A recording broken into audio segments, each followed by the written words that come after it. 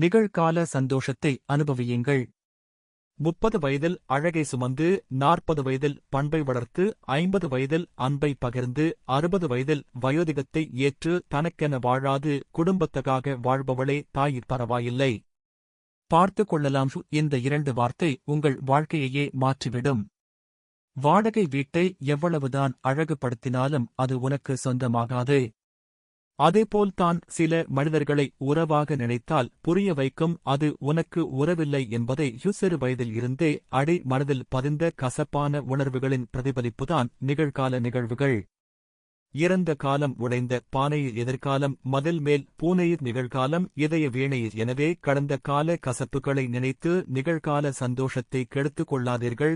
யார் தப்பாக பேசினாலும் நாம் யார் என்று நமக்கு தெரியும். யார் ஏமாற்றினாலும் நமக்கான நேரம் வரும்போது புரிந்து கொள்வார்கள். யார் துரோகம் செய்தாலும் கர்மா என்ற ஒன்று உள்ளது. தெளிவு பிறக்கும் போதெல்லாம் நம்மை சுற்றி உள்ள கூட்டம் குறையத் தொடங்கிவிடும்.